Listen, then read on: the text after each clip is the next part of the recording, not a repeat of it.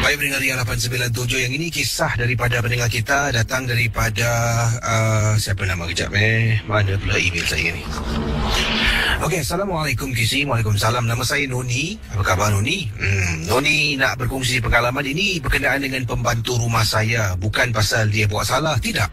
Tapi saya ni tinggal di tingkat 2 di kawasan Tampines. Dan rumah saya lah, saya tak nak sebut blok mana. Rumah saya ni di Tampines, betul-betul belakang tingkap dapur rumah saya pernah ada kes wanita terjun diri dan mati di tempat kejadian. Pada waktu wanita tu terjun diri, pembantu rumah saya ni sedang berada dekat tingkap dapur dan sedang nak jemur pakaian. Belum lagi jemur tangan dia ni baru nak keluarkan gala tau. Tiba-tiba dari atas zoom jatuh depan mata pembantu rumah. Tapi dia tak perasan. Dia ingatkan yang jatuh tu adalah pakaian. Cuma dia kata dengar bunyi impak yang begitu kuat sangat. Pembantu rumah saya pun lalu menjenguk daripada tingkap. Alangkah terperanjatnya apabila pembantu rumah saya menjenguk, dia ternampak mayat orang yang terjun diri berkecai hancur betul-betul di bawah tingkap dapur rumah kami di Tampines. Jadi begini kisahnya. Setelah dia nampak, dia terus tercegat seketika dan tak boleh buat kerja. Semangatnya mula turun dan dia muram, tak boleh berfikir, seringkali termenung. Sampaikan saya ni meneguh. Pada mulanya saya ingatkan dia ada masalah, sebabnya dia tak pernah pun menunjukkan hal-hal macam yang disebutkan tadi. Saya tanya padanya, "Tuti, kenapa dengan kamu ni Tuti? Ya, ibu lihat kamu ni seringkali sedih-sedih." "Enggak ada apa-apa Bu, enggak ada apa-apa." Pendengar Misteri Jam 12. Begini, sebenarnya dekat belakang tu dah kecoh dah. Saya pun tanya pada pembantu rumah, "Tuti, kamu tahu enggak di belakang rumah tu ada orang mati terjun diri?" "Ya Bu, aku tahu," kata pembantu rumah. "Saya ni bertugas penuh masa dengan suami. Jadi pembantu rumah ni kerjanya adalah untuk membantu saya lah. Bantu bersihkan rumah, jaga ibu saya. Dan pada hari kejadian tu, ibu saya tidak tinggal bersama dengan saya. Ibu saya menetap di rumah adik saya untuk lebih kurang 2 minggu. Jadi pembantu rumah ni sedang lakukan kerja rumah, nak jemur baju, ternampak benda tu. Malam hari Kisi, bila saya dengan suami tengah tidur, saya dengar pembantu rumah Tuti, Tolong, jangan gangguin aku, tolong." Saya pergi ke bilik pembantu. Tuti, hei Tuti, kenapa dengan kamu ni?" Ibu, aku takut Ibu, tolong Ibu, tolong." "Kenapa dengan kamu ni? Ya, udah 2 hari kamu macam ni." Jadi pembantu pun beritahu, "Itu hari bila ada orang yang terjun, aku berada di tingkap dapur, di jendela dapur. Aku mau jemur pakaian. Lalu aku dengar ada benda jatuh. Aku lihat dari jendela, kelihatan di bawah blok rumah orang tu terjun dan meninggal. Mayatnya berkecai." "Jadi kamu lihat? Kamu nampak?" "Aku nampak Bu. Sekarang kemana saja aku lihat, kemana saja aku pandang, dia akan ada di sana Bu. Dalam tidurku juga dia hadir Bu. Aku takut Bu." Tuti jangan takut ya. Tuti istighfar. Nanti esok kita berubat ya." "Ya Bu, ya." Pendengar Misteri Jam 12. Saya terpaksa tidur bersama dengan pembantu rumah. Kesian saya melihat dia. Dia pun terlalu banyak membantu keluarga saya, Kisi. Nak tak nak saya tidur dengan pembantu rumah.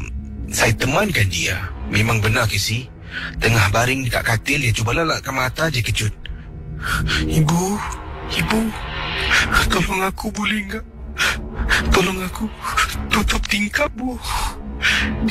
Dia ada di tingkap, Bu." Kisi, bila saya dengar pembantu Pembantu rumah saya cakap macam tu walaupun saya tak nampak. Siapa yang tak meremang, Kisi? Saya bangun, menghampiri tingkap rumah, meremang, Kisi. Saya pun tariklah langsir dan kembali ke atas katil. Peringkat misteri jam 12. Bila berjumpa dengan pakar pada keesokan harinya, saya tidak bertugas, saya ambil cuti kecemasan, bawa pembantu rumah pergi berubat. Kata pakar ni, kemungkinan besar yang pembantu rumah saya terkena badi mayat. Badi mayat ni macam-macam cara boleh terkena. Ya, melihat pada mayat yang meninggal dunia, melihat pada mayat yang bunuh diri jatuh, dan bila mayat tu jatuh berkecai depan mata Tuti, ia tiba-tiba roh yang ada pada mayat tu mengganggu perasaan Tuti pada masa yang sama. Sebab Tuti yang pertama jatuh, dia menjenguk, terus terkena pada dia. Dan perkara ini nak merawat memang senang, tapi ia memakan masa untuk kembalikan semangat pembantu rumah. Casey, hampir setiap malam nanti dia akan terpekik. Bila dia sedang nyenyak tidur, terpekik sekuat-kuatnya. Pendengar Ria 897. Jadi, alhamdulillah, setelah berjumpa dengan pakar ni beberapa kali, beri air, dia cuba baca surah, mendoakan dan sebagainya, pembantu rumah saya kembali macam biasa, tetapi dia tetap takut. Kalau dia tengah duduk, nanti saya panggil Tuti, dia akan terperanjat, terpekik. Selalunya, kalau saya nak panggil dia, saya akan panggil dengan lembut. Kadang-kadang ni biasa lagi sih. Kita ni sebagai tuan rumah, nanti kalau rasa marah, kita akan Tuti! Dia akan terperanjat. Saya sejak hari itu akan cuba bercakap baik-baik dengan dia, dan saya pun tak naklah menimbulkan keadaan yang tegang bersama dengan pembantu yang ternampak wanita mati akibat terjun diri dari tingkat atas. Terima kasih dan selamat tengah malam, Casey.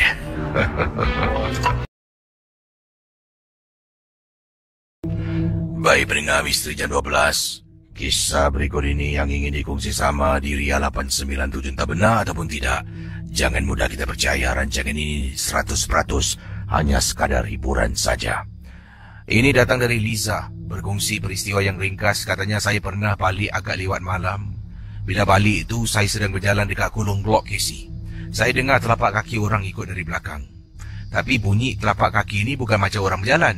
Bunyinya seolah-olah macam orang sedang menyirit kaki. Saya pun toleh untuk tengok siapa dekat belakang ni. Jalan sirit-sirit, dalam hati irritating bunyi. Saya toleh belakang, tak ada orang pun di belakang saya. Bayangkan pendengar Ria 897. Lalu saya terhenti sejenak dan tertanya pada diri saya, siapa yang jalan dekat belakang tadi? Saya teruskan berjalan menuju ke arah lobi lift dekat rumah saya di kawasan Tampines. Waktu tu malam dah liwat malam sangat. Jadi bila saya berjalan, kemudian dengar bunyi telapak kaki yang disirit. Belum sempat saya toleh ke belakang, bulu tengkuk saya, Casey, meremang. Bila dah meremang, ia satu petanda ni. Saya pun takut jalan sampai dekat lift. Kebetulan sampai lift, pintu lift memang dekat bawah dah terbuka. Saya pun masuk dalam lift. Saya tekan tingkat 7 rumah saya. Pintu lift tertutup. Sepanjang perjalanan saya takut. Saya sandahkan badan saya pada timbuk lift. Lift pun sampai tingkat 8. Saya keluar dari lift. Casey, bila saya jalan menuju ke arah rumah saya, jadi keluar lift, saya jalan terus belok kanan. Saya kena lalu 4 pintu rumah baru sampai rumah saya. Pintu rumah pertama, kedua, ketiga, keempat baru sampai, kelima baru rumah beliau. Jadi katanya apabila sedang berjalan, bunyi telapak kaki itu masih kedengaran dekat belakang. Casey, ini bermakna benda, makhluk apa jua lah yang ada dekat bawah dah pun naik ke atas ikut saya sampai nak pulang ke rumah. Saya pernah dengar diceritakan dalam Misteri Jam 12, kalau ada sesuatu yang kita rasakan ikut pulang ke rumah, kita jangan terus masuk rumah. Dia boleh masuk dalam rumah kita dan dia boleh duduk dalam rumah tak nak keluar. Bila saya teringat tentang kata-kata itu, saya terhenti. dalam hati, lagi 2 pintu rumah dah sampai rumahku. Kalau aku turun, mungkin aku pun kena ganggu. Sekarang macam mana? Jadi akhirnya saya berjalan menuju ke arah rumah saya. Telapak kaki itu tiba-tiba hilang, tak dapat dengar.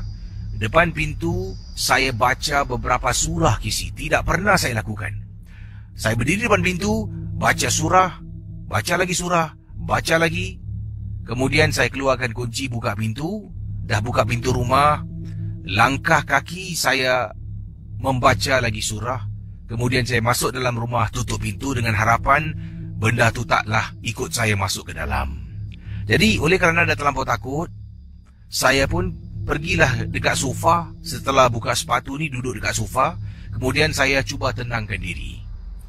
Sedang tenangkan diri kisi, dekat luar koridor rumah saya dengar bunyi telapak kaki ke hulu ke hilir. Ini menandakan yang dia tak dapat masuk ke dalam rumah saya.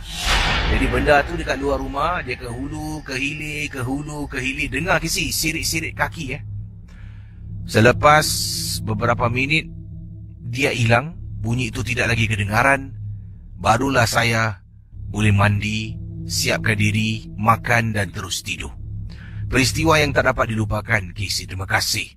Dan juga selamat tengah malam.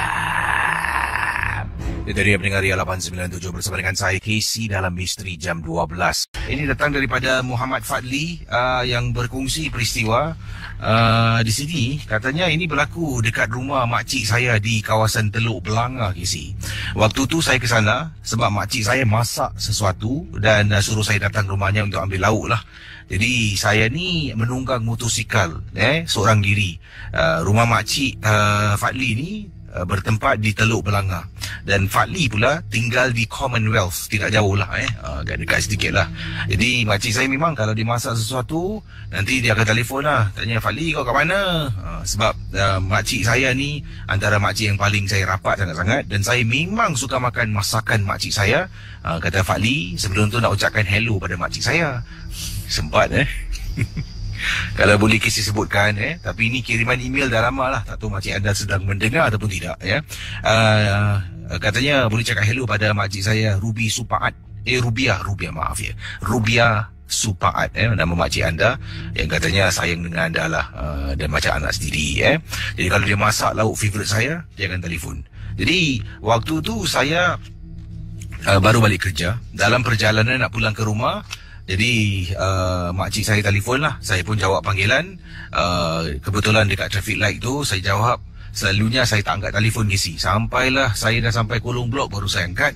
Tak tahulah kenapa malam tu tergerak hati, saya pun keluarkan handphone tu daripada poket saya. Hello, dan dia kata, Lee, ni datang rumah ni, ada lauk ni. Kau kat mana? Okey, datang sarang. Tengah-tengah riding lah. Okey, dia lampu hijau. Saya pun letak balik handphone di dalam poket. Kemudian dari nak pergi, saya patah balik pergi rumah makcik di Teluk Belanga untuk ambil lauk yang dia masak. Wah, nanti sedap ni. Lauk favourite. Makcik saya kalau masak kisi asam pedasnya ikan duri, meleleh ailiu katanya Fadli. Awak ni buat saya meleleh ailiu Jadi saya pun tunggang motosikal saya pergi blok makcik saya, blok ... di Teluk Belanga. Saya pun letak motosikal di bawah.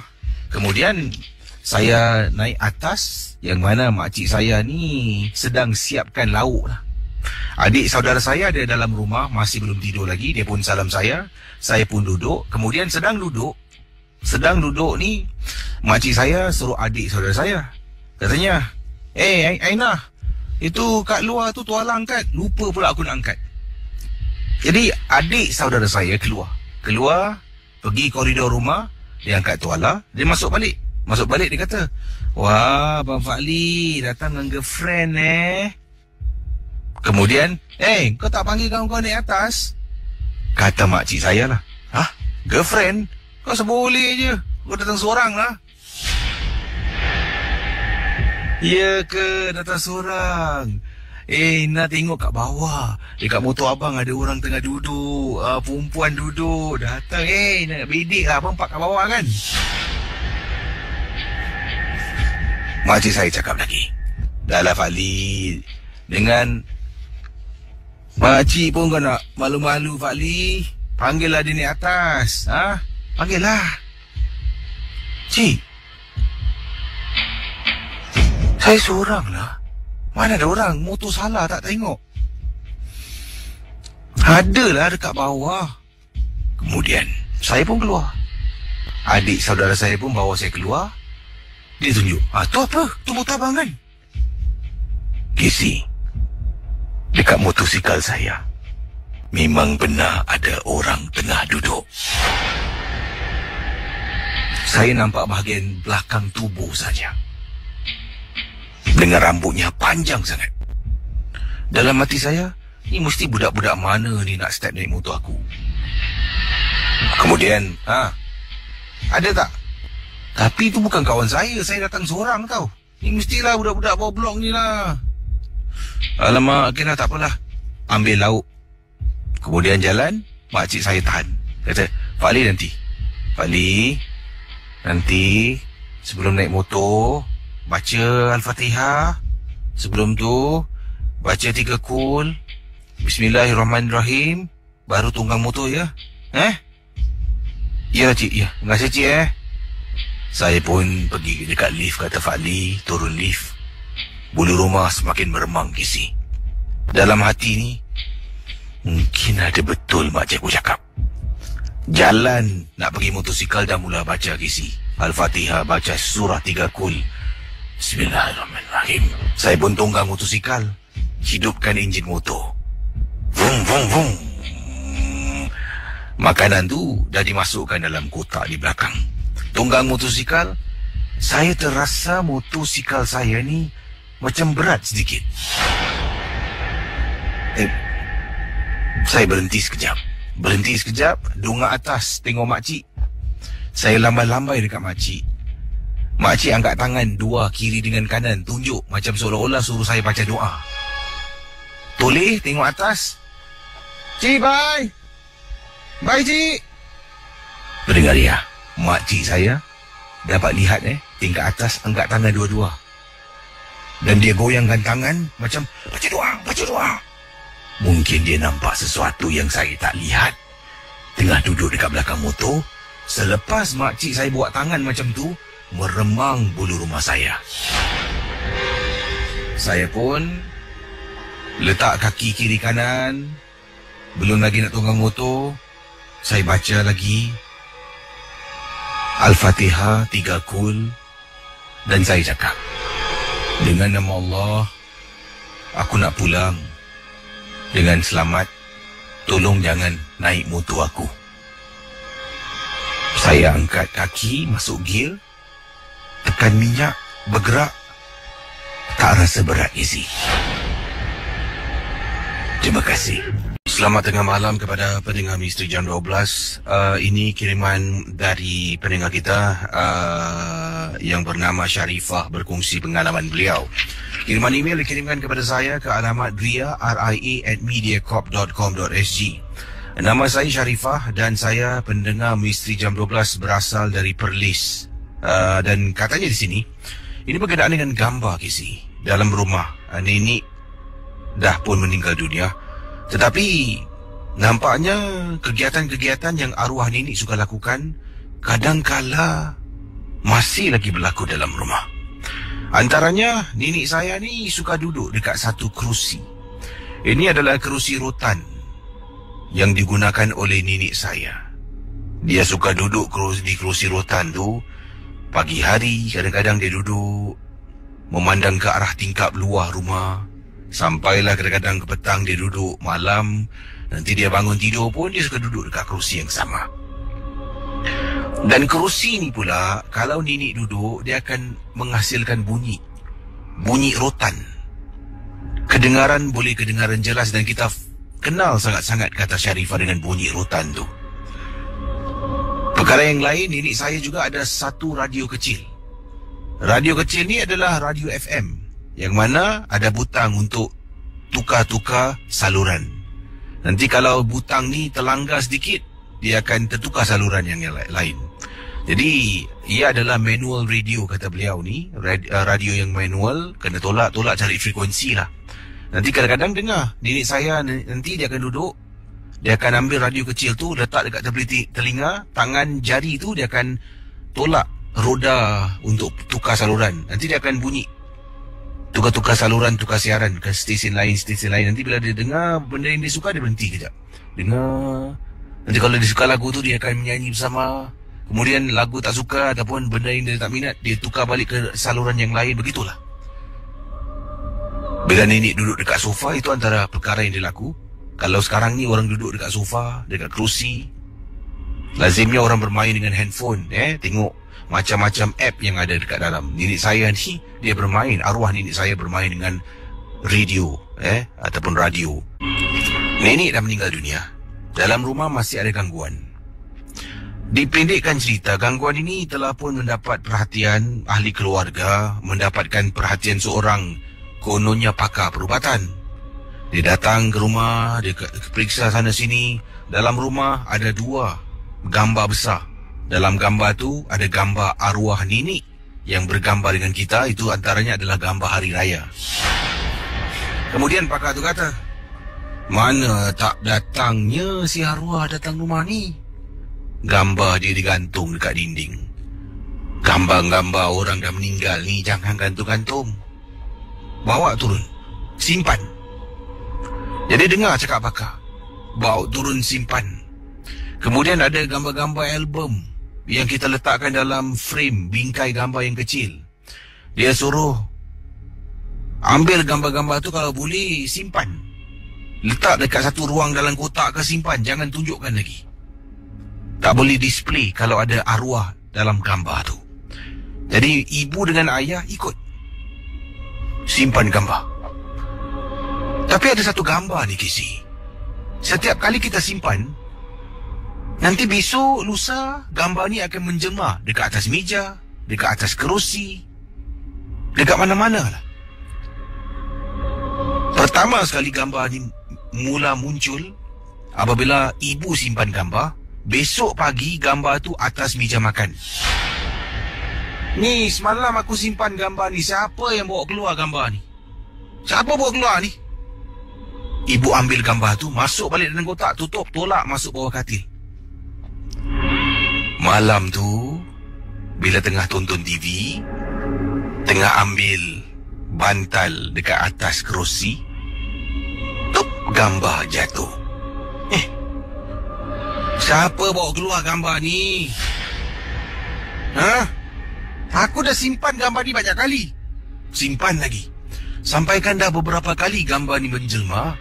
Baru saya, kata Sharifah, dengan ahli keluarga yang lain tertanya-tanya, ini orang bawa keluar ke? Atau ada misteri di sebalik gambar ni? Memang benar, Kisi. Ambil gambar, satu gambar ni, letak, gambar ni akan keluar balik. Itu adalah gambar yang dimaksudkan, adalah gambar nenek saya sedang duduk dekat kerusi rotan, sedang pegang radio sambil menunduk ke bawah dan jari telunjuk sedang nak tukar saluran ataupun tukar siaran. Tapi tak nampak wajah nenek dalam keadaan candid. Gambar tu keluar balik. Bayangkan pendengar Ria 897 FM. Ibu saya, ayah saya sampai katakan, sudah, awak ambil api, awak bakar gambar ni. Abang jangan kurang ajar Ini gambar mak saya. Saya takkan bakar gambar mak saya. Ini mesti ada orang keluarkan gambar ni. Malam-malam hari tengah tidur, anda bayangkan ahli keluarga semua sedang tidur. Tiba-tiba terdengar dengan jelas. Dengan jelas dalam bilik semua tengah tidur waktu malam. Anda bayangkan dekat luar rumah, di ruang tamu kedengaran.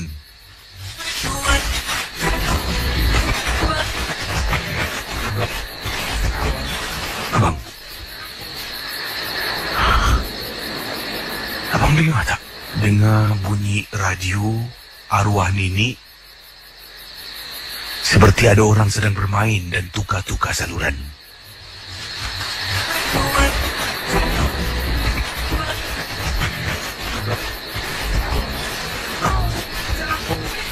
Pendengar Ria 897 FM, Sharifah kata saya pun dengar Casey. Ibu dengar, bapa saya dengar. Akhirnya ibu mengaku kalah. Sebenarnya ibu yang tak nak buang radio dengan kerusi dengan gambar. Jadi kerusi rotan milik arwah nenek, radio milik arwah nenek memang susah nak dipisahkan. Tapi tetap kata pakar, apa jua milik arwah buang, jangan simpan lagi. Terpaksa angkat kerusi rotan pada paginya, radio bawa pergi belakang rumah. Waktu tu bapa saya sedang bakar daun daripada pokok kelapa. Nak halau nyamuk, campak kerusi rotan kat situ dan campak radio kecil ini. Terbakar. Selepas kami bakar dua barang yang sering kali digunakan oleh arwah nenek, barulah keadaan rumah tu tenang. Kalau tidak, macam-macam gangguan berlaku. Kiriman daripada Nur Syafiq kata, Assalamualaikum Kisi. Waalaikumsalam warahmatullahi. Nama saya Nur Syafiq. Saya nak berkongsi satu pengalaman. Yang ini berlaku apabila saya sedang menunggu bas yang terakhir. Dan saya dekat bus stop ni bersama dengan seorang makcik lah. Makcik ni duduk sebelah bahagian hujung perhentian bas. Saya duduk di other side lah, katanya lagi bahagian sebelah hujung. Di bus stop tu ada 3 bahagian tempat duduk lah. Sebelah kiri, tengah dan sebelah kanan. Makcik ni duduk paling sebelah kanan bus stop, saya paling sebelah kiri. Dan tengah duduk ni, tengah tunggu bas. Kalau tak silap saya, itu adalah bas yang terakhir. Saya sedang bermain handphone. Makcik ni bangun, datang jalan dekat saya. Dia kata, Assalamualaikum nak. Waalaikumsalam cik. Dalam hati aku ni, apa ni makcik ni nak ni? Takut juga Kisi, seorang-seorang dekat bus stop. Kemudian minta maaf boleh makcik duduk sebelah tak? Oh boleh cik, silakan. Makcik ni kemudian tengok saya, kata minta maaf nak pakcik tak sedar hati lah nak. Perempuan kat ujung tu seram makcik tengok. Kata makcik ni pada saya. Saya pun sebenarnya macam malas tau dan takut nak layan makcik ni. Takut-takut Kisi. Tahu-tahu nanti dia buka story tu ke ni. Saya tak tengok ujung, saya tengok dia, saya senyum. Ya cik, tak apa cik duduk sini Makcik, saya mata masih memandang handphone, tapi saya sedang bercakap dengan dia. Makcik tunggu bas nombor berapa? Dia bercakap lah, bas nombor sama dengan saya yang sedang tunggu. Oh, saya pun nak naik bas yang sama. Jadi pendengar dia 897. Bila bas dah sampai, saya dengan makcik tu pun berdiri, kita tahan bas. Dan makcik ni masih pusing, toleh. Dan saya kasih makcik ni naik dululah sebab dia takut sangat. Yang terperanjat apabila saya toleh, saya tengok dekat tempat duduk yang makcik sedang tenung dan katanya takut ada perempuan ni, menyeramkan. Tidak ada sesiapa pun yang saya nampak. Dan saya rasa curiga tu Kisi. Daripada saya macam malas nak layan, mungkin makcik ni saja nak takut-takutkan saya. Dah masuk dalam bas, dah tap EZ-Link saya. Makcik ni pun duduk bahagian depan, betul-betul dekat belakang pemandu bas. Saya pun tengok makcik ni, saya tanya, makcik minta maaf, tadi makcik cakap nampak perempuan kan? Ada lagi tak? Ada, tu nampak tengah duduk tu. Kau jangan tengok dia sangat.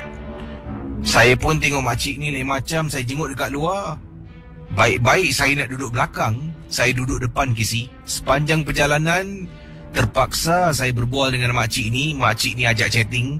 Saya pun bercakap-cakap sampai dekat interchange dan kami pun pulang jalan berasingan. Tapi Kisi, saya yakin makcik tu bukan main-main Daripada duduk seorang, diri dia bangun, jalan ke tempat saya, katanya nak duduk dengan saya, boleh tak? Dia takut perempuan dekat ujung duduk sebelah dia tu seram sangat. Selamat tengah malam kepada semua pendengar Ria 897. Jangan lupa untuk bersama dengan kami dalam rancangan Misteri Jam 12 #JomMG12. Ingat, apa jua gambar yang anda nak kongsi, apa jua mungkin komen yang anda ingin berikan, kalau boleh anda hashtag kan, #JomMG12. Jadi supaya senang saya mencari gambar-gambar yang anda kongsi dalam rancangan MG12. Pendengar Ria 897, Misteri Jam 12 sememangnya 100% hanya sekadar hiburan. Dan kisah yang pertama ingin saya bacakan kepada anda semua. Entah benar ataupun tidak, jangan mudah kita percaya. Sekali lagi peringatan pada semua. Ini kiriman daripada Kak Salma Kak Salma mana ni? Ini dia, Kak Salma Jumari yang ingin saya bacakan pengalaman beliau, dan katanya saya pernah tinggal sebagai seorang anak angkat bersama dengan seorang nenek inilah. Waktu itu ibu bapa saya ni tidak berada di samping saya sejak saya kecil sampailah usia saya 18 tahun. Kedua-dua orang tua saya kisi, ya, kedua-dua orang tua saya. Memang sedih sangat-sangat, tapi apa daya, inilah hakikatnya hidup, kadang-kadang penuh cabaran. Bayangkan kedua orang tua kepada Kak Salma pada waktu dia kecil dahulu berada di penjara kerana kesalahan dan berada di penjara untuk lebih kurang 20 tahun. Jadi Kak Salma sejak beliau usia 2 tahun ni telah pun dipelihara oleh seorang nenek, dan nenek ni adalah seorang tukang ubat, seorang bomo. Dia walaupun bomo, tukang ubat ni, dia tidak pernah abaikan tanggungjawab dia kepada Kak Salma. Kak Salma bukanlah nak cakap cerita tentang Kak Salma diganggu, bukan. Tetapi lebih kepada pengalaman Kak Salma duduk dalam rumah tu, macam-macam kes yang Kak Salma pernah nampak. Antara kes yang Kak Salma nak ceritakan kepada Casey dalam rancangan Misteri Jam 12 ni adalah kes yang melibatkan pesakit-pesakit yang datang untuk dirawat, ya, untuk dirawat oleh nenek, seorang nenek yang memelihara Kak Salma, yang Kak Salma panggil mak pada waktu itu. Dan Casey, pengalaman ini Kak Salma nak ketengahkan. Kak Salma harap tidaklah ada yang tersinggung. Mungkin kalau yang terasa kisah ini tidak ada kena-mengena dengan anda, cuma apa yang Kak Salma boleh ingat, Kak Salma kongsilah dalam MJ12. Antara pesakit yang Kak Salma pernah nampak adalah pesakit yang dikatakan dibuat orang. Macam-macam kes ada yang Kak Salma pernah nampak depan mata, di mana mak Kak Salma pada waktu itulah merawat seorang pesakit wanita ni. Difahamkan dia dibuat orang. Waktu tu umur Kak Salma kalau tak silap baru 12 tahun.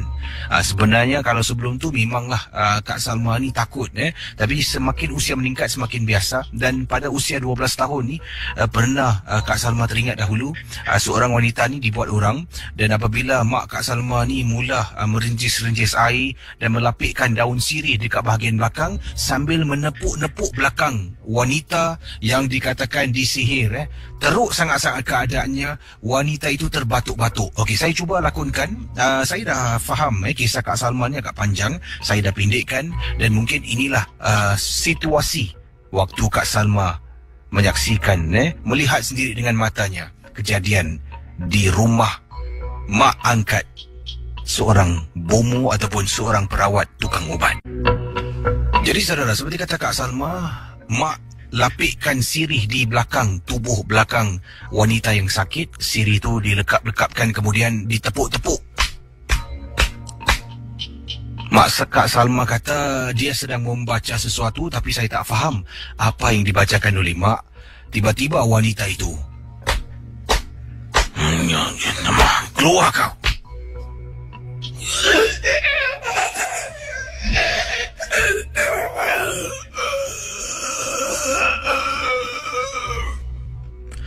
Pendengar ya, sebelum wanita tu muntah, wanita ni seolah-olah dalam keadaan kesakitan. Dia nak muntah, tapi sambil dia nak muntah tu, memaksa muntah tu keluar, dia cakap sesuatu dengan nada suara yang sakit. Katanya dia dalam keadaan kesakitan, tolonglah, tolong. Perit sangat-sangat katanya. Misal katalah, ketika mak Kak Salma pada waktu itu merawat wanita ini,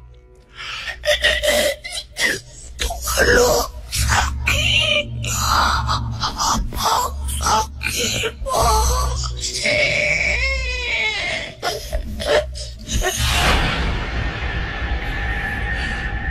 bila Kak Salma ternampak, terperanjat Casey dan kasihan melihat wanita tersebut. Tahu-tahu Casey, baru wanita tu muntah kesemuanya dalam besin yang diletakkan depan wanita tersebut. Semua keluar. Itu muntah yang pertama. Setelah habis selesai proses lah, saya tak nak cerita lebih panjang, nanti ada yang tak boleh dengar, ada pula yang nak termuntah. Terperanjat Casey bila mak Kak Salma tunjukkan kepada dua orang yang ada dalam bilik itu. Nampak ni? Nampak? Salma, sini. Mak panggil. Salma, waktu tu sedang berada di ruang tamu, sedang terjenguk-jenguk. Tengok ni, nampak tak? Ni jarum. Casey, jarum lebih besar daripada jarum yang orang gunakan untuk jahit pakaian. Lebih besar dari itu. Jarum tu, Casey, anda bayangkan pendengar Ria 897, berada dalam tubuh badan wanita tersebut. Kemudian wanita tu kata nak muntah lagi. Nek, saya nak muntah lagi, Nek. Nek, saya nak muntah lagi. Sakit, Nek, sakit. Allahu Akbar, Allahu Akbar.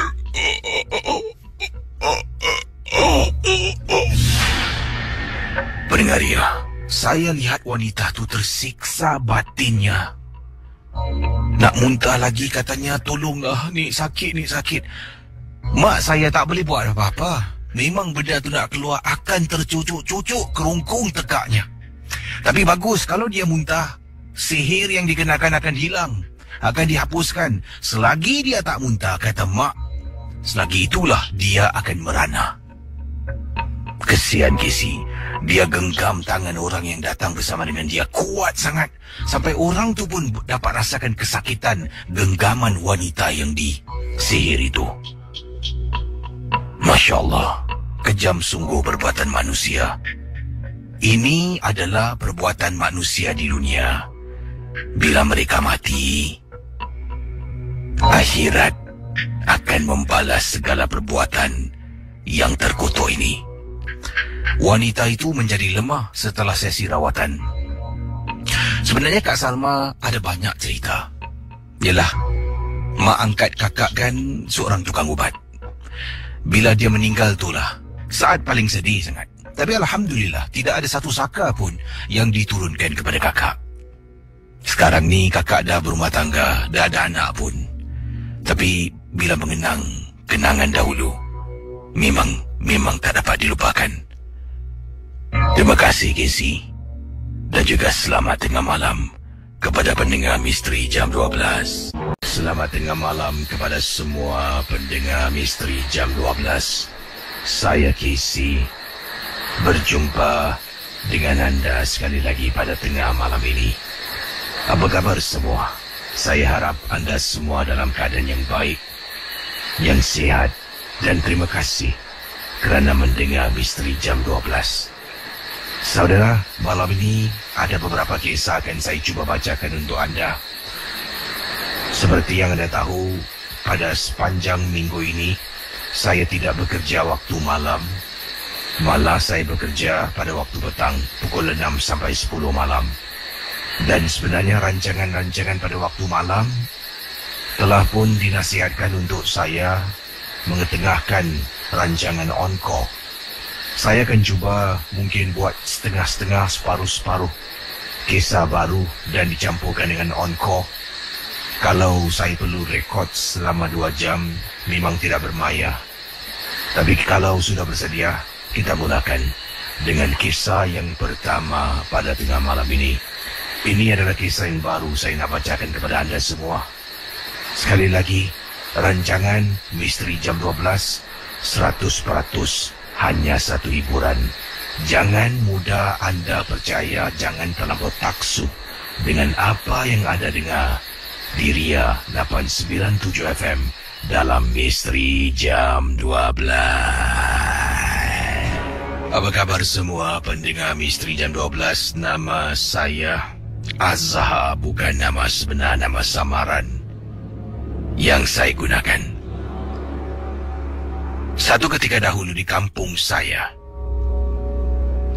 ada satu pekerjaan yang mana pekerjaan ini dibayar. Tetapi tak semua orang berani untuk melakukan pekerjaan ini. Pekerjaan yang dimaksudkan adalah menjaga kubur bagi mayat ataupun jasad yang baru ditanam. Adalah mereka yang dalam golongan orang-orang yang menggunakan ilmu-ilmu ketika mereka hidup, seperti kubu-kubu bomo dan guru-guru silat. Memang ramai tidak tahu, Casey. Akan tetapi, kami ini dibayar. Bukan apa. Sebabnya bila guru-guru silat yang meninggal dunia ni pergi, ditanam jasadnya. Bila Tok Bomo, Makcik Bomo, Nenek Bomo, Pakcik Bomo ni meninggal dunia, ada yang akan pergi ke kubur mereka. Jadi dalam 7 hari 7 malam, kubur mereka ni sentiasa menjadi tumpuan mereka yang sedang mendahgakan ilmu. Kubur mereka akan menjadi tempat pemujaan. Jadi oleh kerana itu, saya ni dengan beberapa orang kawan mengambil kesempatan ini untuk menyediakan khidmat kami menjaga kubur-kubur berkenaan. Tak semua, Casey. Hanya kubur-kubur yang tertentu saja. Pendengar Ria 897 FM. Pengalaman saya menjaga lebih kurang pada waktu itu dalam 7 atau 8 kubur seingat saya. Banyak kisah peristiwa. Kalau jaga, paling sikit 2 orang. Kalau seorang saya takkan buat, tak berani. Paling ramai 4 orang, Casey. Jadi lebih ramai yang menjaga, duit tu lebih kurang lah. Tapi kalau nak duit lebih kurang orang, berani itu harus tingkatkan. Jaga 2 orang dengan jaga 4 orang, lebih berani jaga 4 orang. Apa yang terjadi, ini merupakan tapak tanah perkuburan yang baru saja dikebumikan. Kami ini akan ikut rombongan untuk menghantar jenazah dikebumikan, dan kami konon-kononnya adalah orang terakhir untuk pulang. Tapi tidak, sebab hal ini tidak boleh diberitahu pada sesiapa pun. Jadi kami akan bawa tilam. Kami akan dirikan kemah kecil kalau ada. Taruh kimbis. Ya, kimbis. Alas kimbis, taruh tilam lipat kecil. Itulah tempat kami. Nak mandi bergili-gili, nak ke tandas bergili-gili. Tak ada orang pun untuk 7 hari 7 malam boleh meninggalkan tapak tanah perkuburan berkenaan. Jadi pada satu malam, ini kubur, Casey. Seorang nenek 104 tahun dia meninggal dunia. Dia adalah seorang bomo yang sungguh handal sangat-sangat. Apa ni? Korang bawa makan kan? Aku lapar lah. Kita makan yelah. Engkau bentang tu. Tu. Kimbis tu letak sini sikit. Wah, hari ni menu apa ni? Malam pertama, saya dengan beberapa orang sahabat, kita duduk makan sambil tu berborak-borak. Lazimnya kita akan nampak nanti akan ada cahaya lampu, Casey. Adalah nanti orang datang bawa lampu sulu dari jauh. Nanti kalau dia perasan ada orang yang menjaga kubur ni, mereka akan berhenti berlalu pergi. Nanti datang orang lain. Tapi malam tu, ketika saya dengan teman-teman menjaga kubur makcik yang meninggal dunia 104 tahun, beliau adalah seorang tukang obat. Beliau juga dikenali sebagai Nenek Ian. Bunyinya macam Nenek Kebayan, Casey. Tak tahulah adakah Nenek Kebayan ataupun Nenek Ian. Nenek Ian ni, Casey, ilmu pendamping dia memang dahsyat. Bila dia nak dikebumikan, tanah susah nak terima. Jadi apa yang terjadi, malam tu bukan orang datang, Casey. Saya dengan kawan tengah duduk makan dengan bunyi cengkerik pada malam tersebut, tengah seronok berbual-bual, berborak-borak, bercakap-cakap. Sebab ini berlaku memang lama dahulu, sebelum wujudnya telefon bimbit yang canggih-canggih seperti sekarang ini. Tengah duduk bercakap, berbual dalam tapak tanah perkuburan dikelilingi dengan semak-samun dan hutan. Saya dengan kawan-kawan semua dengar dengan jelas. Kau dengar tak? Jangan teguh, diam. Pertama kali kami disambut dengan bunyi suara sesuatu menangis. Seperti suara seorang perempuan. Casey, untuk 2-3 jam suara itu kedengaran, Bukan berterusan tetapi sekali-sekala. Kemudian suara tu dah lesap, dah hilang. Saya nak pergi ke tandas, Casey. Saya ingat lagi, minta seorang teman temankan saya.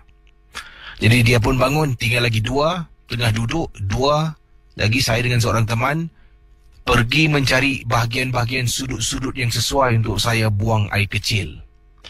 Sampai dekat satu sudut, saya pun buang air kecil. Peringkat misteri jam 12. Sedang saya buang air kecil, saya berdiri, saya toleh ke belakang berbual dengan kawan. Jadi sambil tu saya nampak dekat kawasan kubur, yang mana kubur tu yang harus saya jaga tu, teman saya tak perasan, Casey. Saya dengan seorang lagi teman nampak depan mata kami dengan begitu jelas, Casey. Casey bayangkan apa yang kita nampak, Casey. Anda bayangkan mendengar Ria 897 FM. Saya nampak dekat atas kubur yang dah pun meninggal dunia, seperti ada tangan manusia yang keluar daripada tanah kubur. Tangan tu naik, dapat lihat dengan jelas. Saya dengan teman saya berbelah bagi nak patah balik ataupun tidak. Akhirnya kami kuatkan semangat dan mulalah gangguan-gangguan yang menakutkan, yang pelik-pelik berlaku dalam rumah. Maaf, dalam tapak tanah perkuburan, yang mana setelah 7 hari 7 malam kami pulang ke rumah, gangguan itu ikut kami. Anda bayangkan, ikut kami sampai ke rumah, tapi tak semua. Saya tidak kena, sahabat saya satu terkena. Dekat tingkap bilik, beliau tengah baring dekat atas katil. Tiba-tiba dia dengar bunyi dekat tingkap bilik, seperti ada orang mengikik pada waktu malam.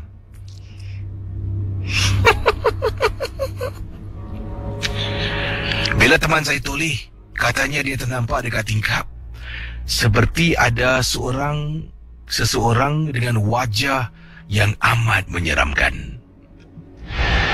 Bayangkan pendengar Ria 897 FM. Saya tetap buat kerja tu sampai 7-8 kali, Casey. Setiap kali buat, duit yang ditawarkan lumayan, Casey. Siapa nak kasih? Tapi sekarang ini, tak tahulah.